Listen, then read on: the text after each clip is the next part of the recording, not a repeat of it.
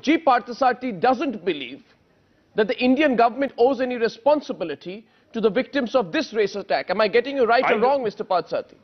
You don't think the government of India owes any responsibility for them? Look, firstly, let me say that I entirely agree with Farooq Dondi. Yeah. Do you think the Australians will take on the Lebanese or the Chinese community? They are organized to hit back if they are attacked. The Indian community must first organize itself and set its house in order so that they don't take things lying down. Now let me tell you what I told you. Firstly, with regard to in legal terms, in terms of international law, India can officially take up matters pertaining to its nationals. That is the chapter of the Vienna Convention on Consular Relations. That we did in the case of students. On a larger basis, we do take up the case of people of Indian origin because there is an emotional attachment to them. But Arunabh, this is a two-way street. You take this up continuously. When I was in Australia and they wanted to talk about human rights in India, I told them, get lost. It's our internal affair. You have the Americans wanting to poke around on Kandhamal. You have the Saudi Arabians wanting to poke around on what happened in Gujarat and in other communal riots. You have the Organization of Islamic Conference wanting to investigate so-called human rights violations in Kashmir.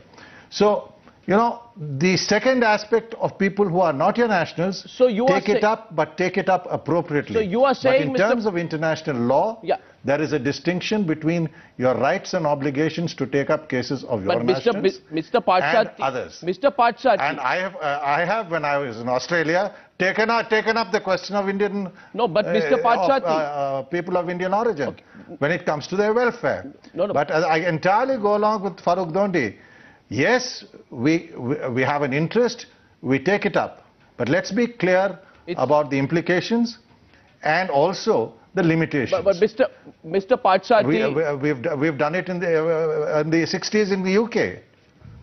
But Mr. We've done it in Parthasarthi... Africa when I was posted there. Can I... So, you know, but as I said, there is a legal and internationally legal distinction. Mr. Parthasarthi, now, you know, I just want a yes or no answer from you, Mr. Parthasarthi, because I know you provoked Farooq Dondi to want to respond. I want Naveen Chopra to come in as well.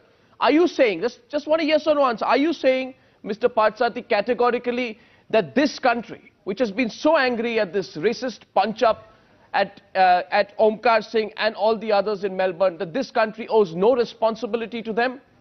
That we ought not to do anything for them? That they are not our responsibility, we need not be concerned about them?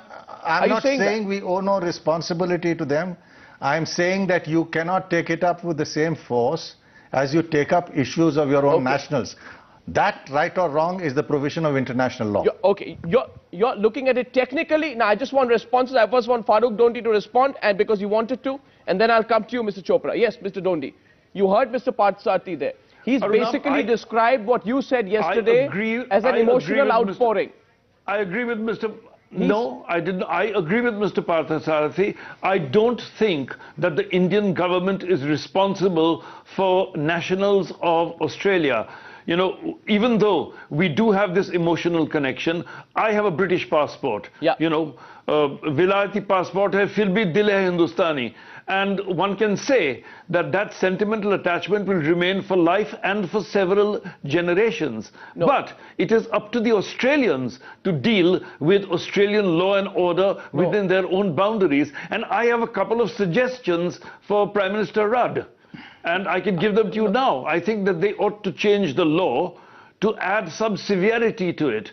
I think that anybody who is convicted of deliberate racism ought to have, if they are males, ought to have one testicle surgically removed, and they should have a tattoo put on their upper lip so that they can look like and be like Adolf Hitler. Now, Mr. Dondi, you're being funny there, but I'm on a serious point.